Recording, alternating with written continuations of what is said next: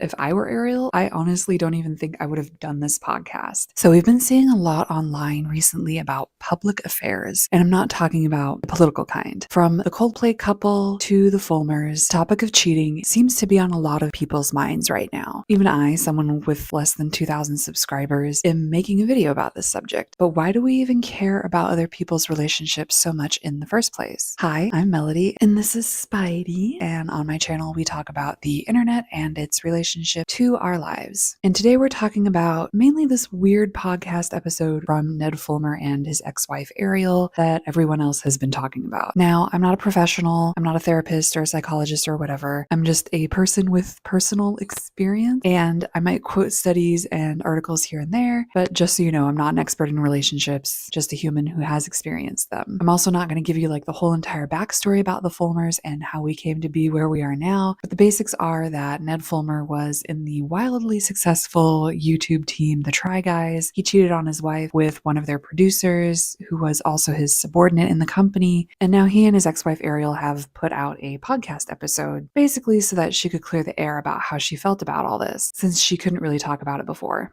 And that's important. Ned was kind of known as the wife guy in this group of guys, and so him cheating on his wife was a pretty big deal and pretty freaking public. But most people who go through this sort of thing go through it more in private. Maybe their family members or close friends know all the details, but that's about it. A couple with millions of eyes on them having to go through this is way different. So now Ariel finally gets the chance to speak up on how she's been feeling, and Ned practically derails the whole conversation with his own pity party for himself. He deflects blame, calling the affair essentially something that happened to him, instead of admitting that it was him who made that choice to do that. And a lot of people who do the wrong thing love to deflect blame like this. Of course, they want to make themselves feel better instead of owning their mistakes and being vulnerable. Probably, something to do with that innate human self-preservation and not wanting to be perceived as weak so you don't get picked off by predators. I don't know. One of the saddest parts of this podcast is when Ariel says that so many people were asking what she did wrong, what she did to cause the affair and the divorce. And Ned just says, "Oh, I'm so sorry that society makes you feel that way." Like, dude, it's your fault, not society's. She rightly calls this out, which Ned kind of ignores, and Ariel says that she basically had all of this shame just thrust upon her by him. And if I were Ariel, I honestly don't even think I would have done this podcast. She does say at one point that she wants to walk out on it, but I couldn't stand his sorry little poor me attitude throughout the whole thing. And he didn't even seem sorry to Ariel. Like, he just seemed sorry that he was caught. So why do people cheat anyways? Well, it's not always because of just a bad relationship. People in seemingly happy marriages cheat on their partners all the time, according to an article by Dr. Robert E. Weiss in Psychology Today. The top reasons Dr. Weiss gives for cheating are insecurity, self-discovery, and selfishness. Of course, there's a lot wrapped up into those reasons, like unresolved trauma or unlived life goals. The main thing is not being able to communicate with their partner about how they're feeling.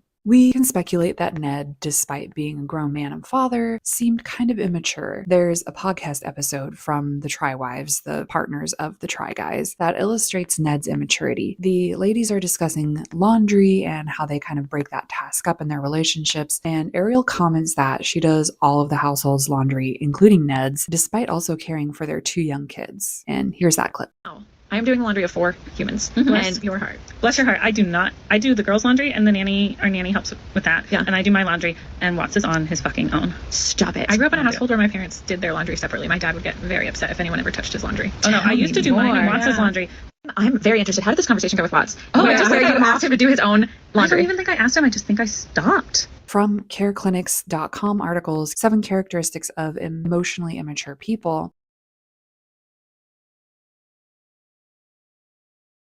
An emotionally immature person struggles with effectively communicating their emotions. A more mature person, for example, might talk with their partner about seeing other people, going to counseling to help their relationship, or even discuss something like polyamory. But an immature person, like allegedly Ned, will avoid conversations and are more likely to just cheat. Ariel, for her part, has always seemed more mature, and in fact, a lot of women find themselves in this position in relationships and in marriage, being the more mature partner and carrying the mental load. From From the goodtrade.com article, What is the mental load? Mental load is the cognitive and emotional effort used to manage your life, and in many cases, the lives of others. For his part, Ned still seems pretty immature, in my opinion. This is illustrated in his lack of acknowledging that he was the one who caused the issue to begin with, and not taking ownership of his actions.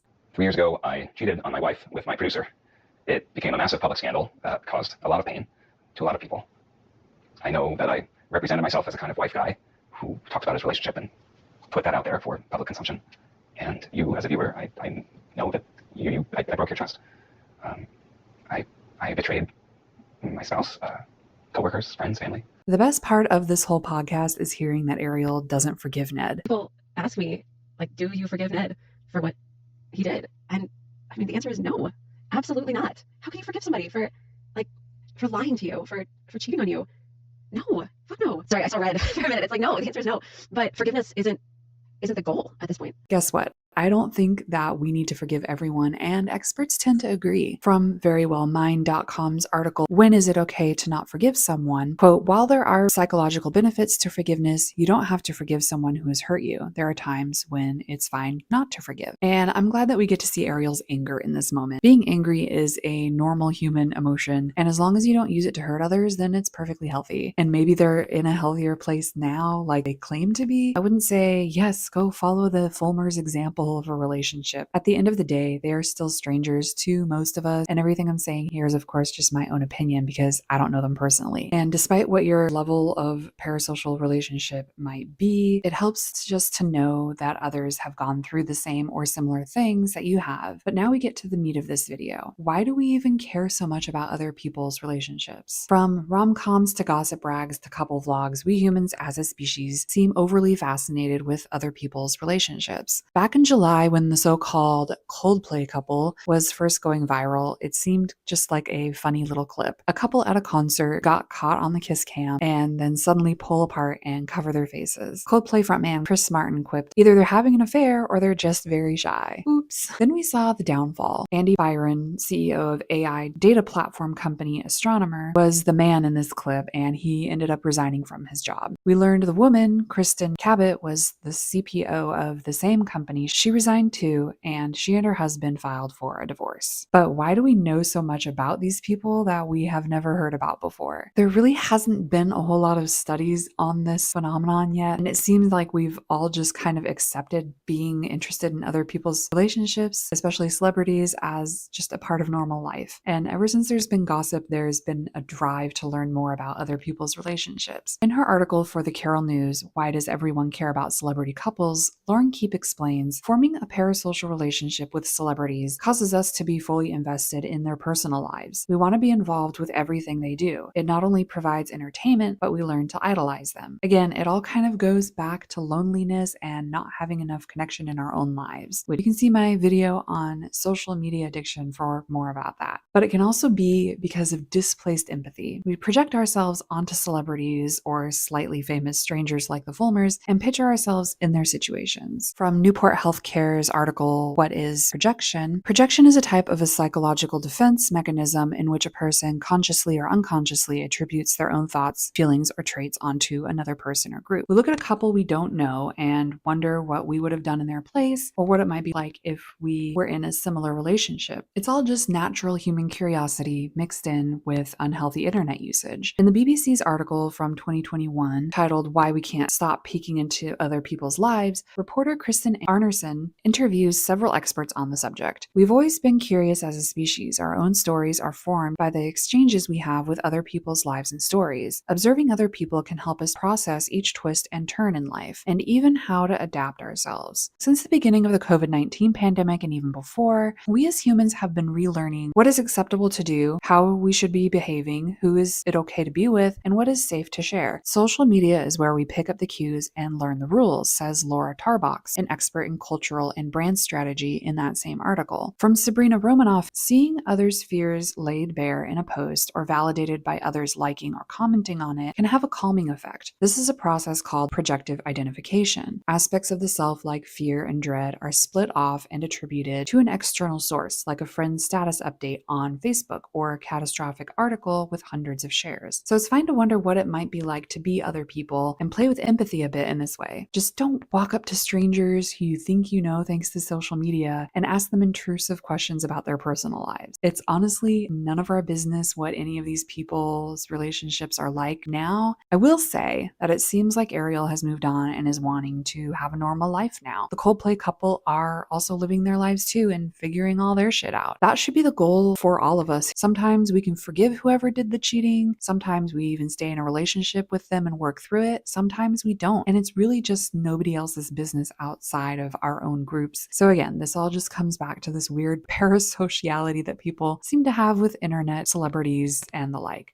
In the end, these people are on their own journeys to figure out how to love themselves, how to be better parents, etc. And I hope that's true for Ariel and anyone else who is going through or has gone through a similar situation. From all these viral videos and interviews, even with traditional couples like Ballerina Farms, the Nealmans, for example, we as a society can come to different conclusions about how we want our relationships or marriages to go. We can pretend what it might be like to be these people through their TikTok feeds and whether or not that lifestyle is something that we want for ourselves. While it's ridiculous in my own personal opinion, I just can't form parasocial relationships for whatever reason. What do you want me to say? At the very least, we can all learn something from this new world where we get to peek into everybody else's lives if they let us. And I hope that we just all can learn from these kinds of things and grow from other people's experiences without forming weird parasocial relationships. So if you learned something from this video, go ahead and give it a like down below. Leave me a comment on all of your thoughts about this, how you're feeling, if it's giving you any kind of insight into your own relationships. And as always, don't forget to drink some water, take your medicine, and eat something today if you haven't done those 3 things yet. And I will see you all in my next video.